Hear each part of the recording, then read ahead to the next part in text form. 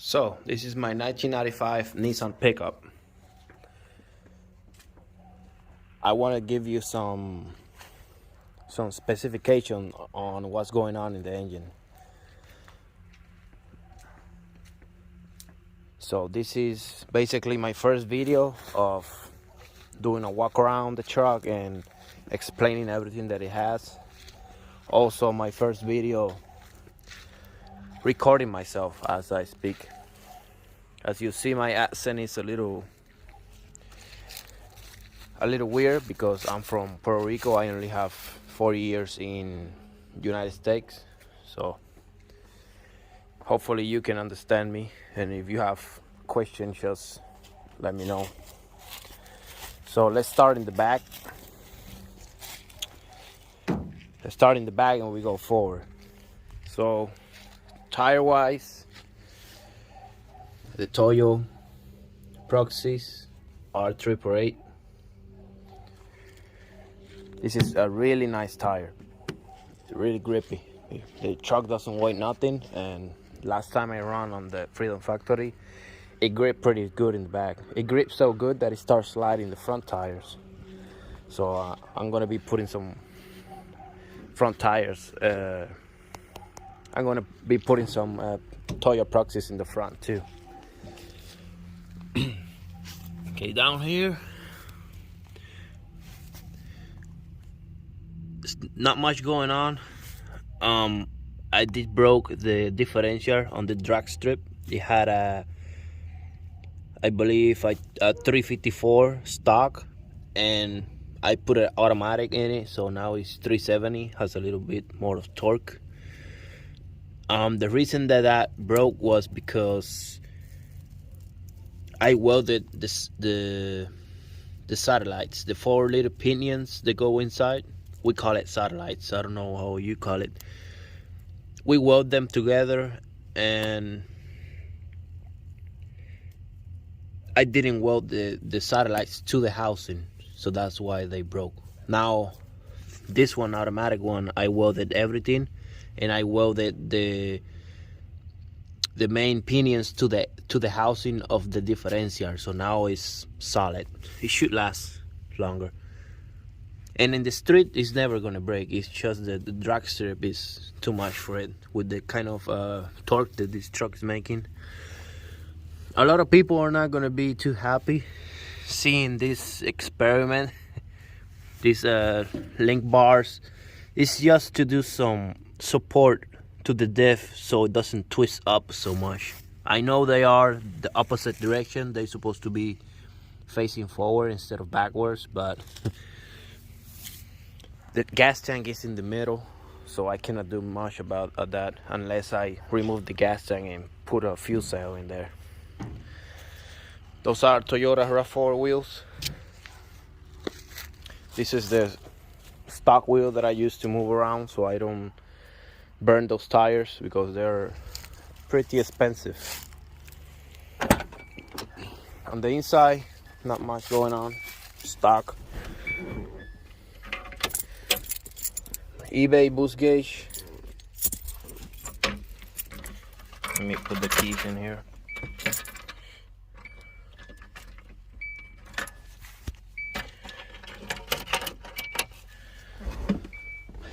IM Wayban. This is the first thing you need to put before you do anything. Like, as soon as you start modding your engine, you need one of these because you need to know how is your measurement. Right now it's acting a little crazy. The truck is off and it's doing measurements. There we go. I just started it, and since the turbo's bad, it's been smoking a lot, so maybe it has oil on the sensor. That's why it's acting like that. So my fuel management system, I got the stock ECU with an Apex SAFC2. This thing lets you control low RPM fuel based on RPM. It lets you control the fuel based on RPMs. That's my low settings, and then my high settings. They are a little crazy, as you can see, is because the turbo reaction. The turbo reacts like that. It's a really small turbo, so I need a lot of fuel, and all of a sudden it goes down because it creates a lot of back pressure, so the boost starts going down. I'm gonna fix that. Let's see what I can say in here. It's not much going on in here other than this thing, and this is the eBay boost controller and the IM wideband.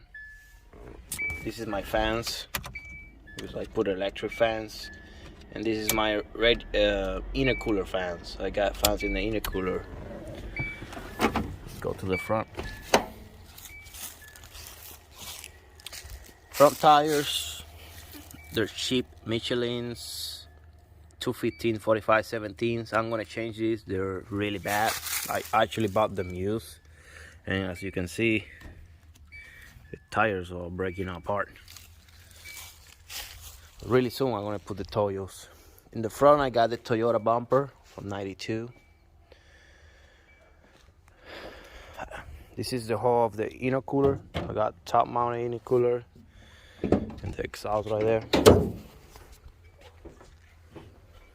So here, first, this is supposed to be a budget build. So it was a budget build. It still is a budget build because nothing here is too crazy. I did everything myself, and put some garage tools basically.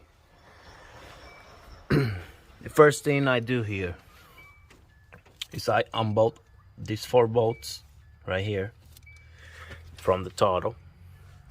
I welded a 4-inch reducer to 3-inch, 4 to 3, and then this is an elbow that is 3-inch to 2.5.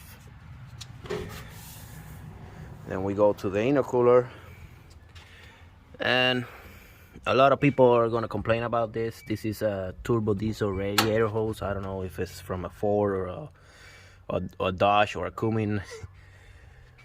It's something that I did fast. I was desperate to take it out and run it, and since it's been working so good, it's been already a year, and I'm still using a radiator hose as a pressurized. In the future, I'm going to change the turbo, and I'm going to change that for something better, because it has broke like twice because the heat in here melts it in the bag and then it breaks. my wideband right here, and the factory O2 sensor right here. So turbo wise, we have a T25. This is a extremely small turbo. I believe in the bag is a little bit. In the bag is 56 millimeter, and in the front we got a 38 or a 37, like 0.56 and then 0.30 something in the front. So this is really small. It has a lot of torque in low RPMs. Like my max power was at 3,000 and 3,900 RPM, really low. eBay manifold, I believe they go for like 160. This looks a little ugly right there because this thing keeps getting loose, and I got mad and I just welded. I got tired of that thing getting loose. There's a reducer from TO4 flathead to TO3 because it's a really small turbo, so it's really small. 53 millimeter wastegate from eBay as well. One of the best thing in this truck, well, one of the best parts here, name brand parts. The only thing I have is the fuel regulator. That is automatic. This is a really good fuel regulator.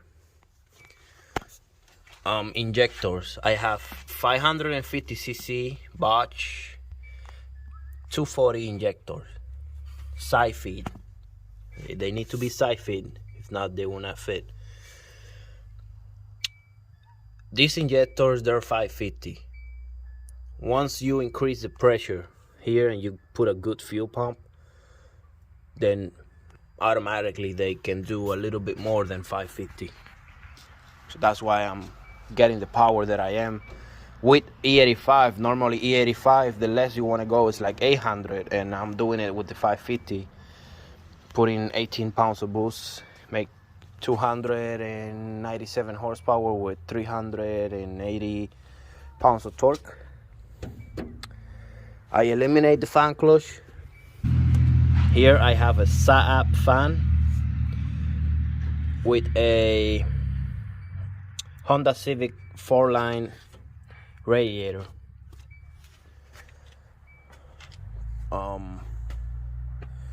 Other details is the fuel pump.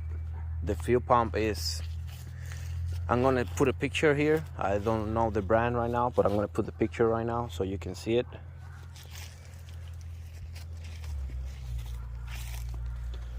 So when I first had this build, I had this turbo directly to the engine.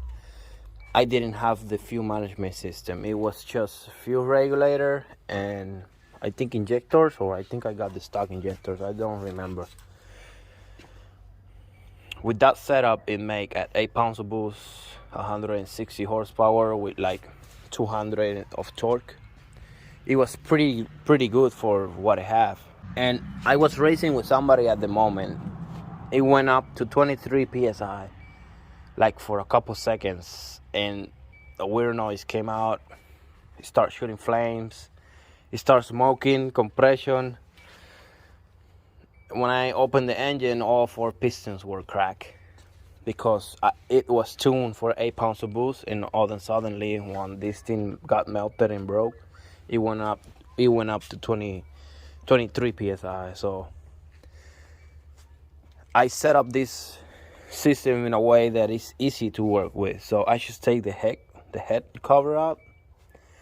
I remove all the bolts that are holding the head to the block, and and the timing change as well. I remove the middle bolt, and I take out intake manifold, head, and the turbo together. I just take everything out. I'm gonna put a picture so you guys can see. I take the whole thing out, remove the pan, and I change the pistons right there without removing the engine or nothing. Like easy. When I go on eBay to search the pistons, they were $100 pistons. They were $150, the pistons and the bearings included. For $150 for all 4 pistons, brand new. It didn't create no damage to the cylinder wall, so I'm good.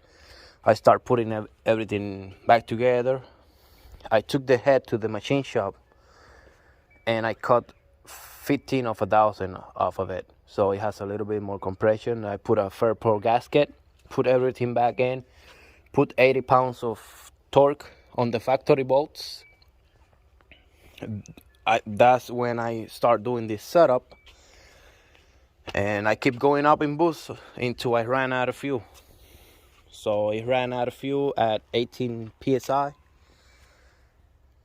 and that's where I get my 300 horsepower, and it's stock internals. Even though I changed the pistons, I changed it for standard size, and they were standard, so no high compression pistons or nothing. It's just that the factory ones would work. It's just that because of this mistake, the piston broke.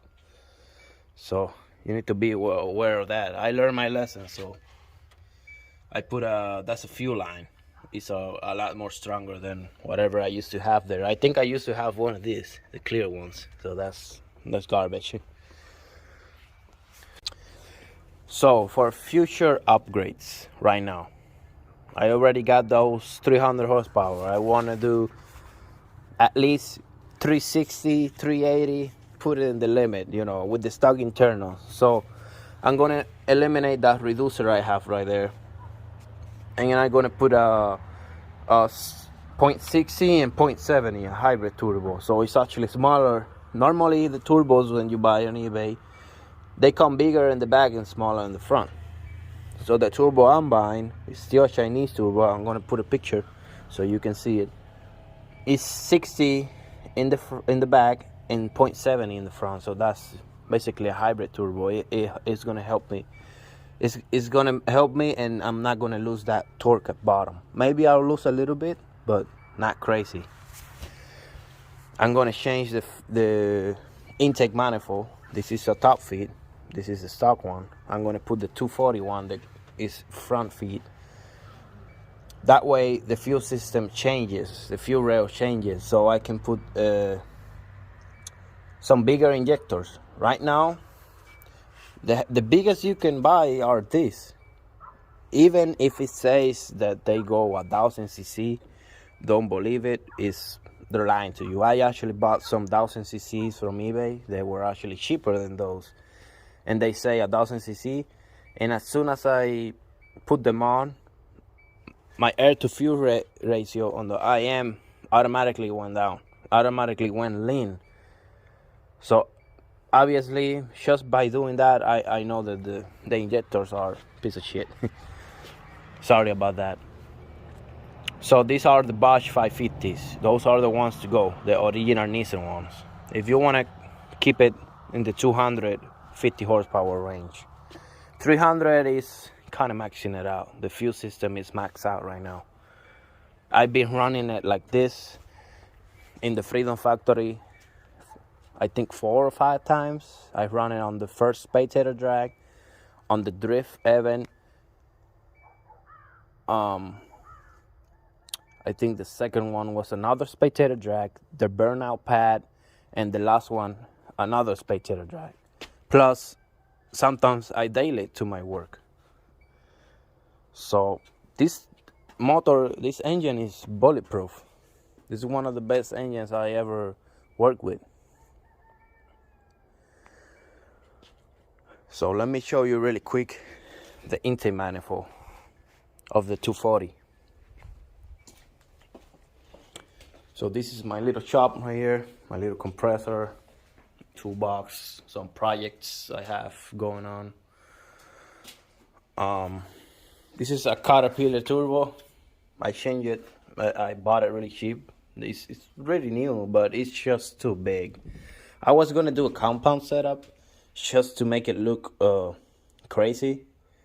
If you guys want to see that, then I don't care. I'll do it before I upgrade to the nicer version. I can do a compound setup and do a crazy thing, and then go to the Freedom Factory and race it, or I'll go to the drag strip and race it with a compound. If not, I'll just leave it there. I'll sell it cheap or do something with it later on another car. This is the intake manifold of the 240. The fuel rail, the injectors are top feed. The factory ones are side feed. So you cannot go so big. You can only go so big with the side feed. The top feed is way more efficient, way more better. So I'm planning on putting some 1000 cc injectors on that, so that way the E85 and the fuel system has long ways to go up, and we can maybe do 380 or 400 horsepower, who knows. Push it to the limit, see what's the limit on these engines. On the transmission, it's a stock transmission, 5-speed, the stock one that came with the truck. It has that cheap ass clutch that they say on eBay as stage 3. They say it's good up to 300 pounds of torque. It was good at the start, but right now it's starting to slip a little bit since I'm pushing it. But it's been a year already with that clutch. So I'm gonna turn it on for you guys. Right now the turbo is bad, so that thing is smoking like crazy. Like the seals are bad. The turbo seal, it's a little bad. It's bad because it's not spooling like it used to. That's why it's smoking so much. Funny story, the first time I went to the Freedom Factory, a week after that, it started smoking. And they call it Old Smoky since that, because I was just killing mosquito all the way around the track. It was kind of funny. Now on this last spectator drag that we just raced, a week after the race, my second turbo starts to smoke again. That's my second turbo I had, so that's why I want to do some upgrades, so that way I'm not, I don't want to keep pushing that turbo to the limit. I'm already, before I was okay with 250 horsepower, but now I really want to max it out. I want to see what's the engine capable of. So I really want to make those 400 horsepower with stock internals and E85. So stay tuned for that.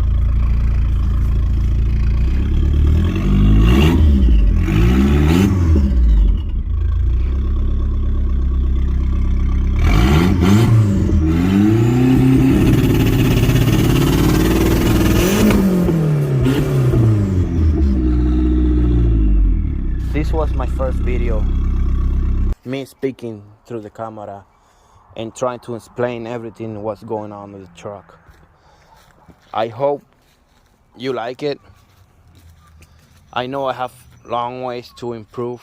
I have to speak more professionally, and I have a lot more to learn for this type of video. I'm new at this, so I just like fixing my stuff and going to race. But since I built the truck, I have so much attention, so many people like it, that you guys are forcing me to do this type of video.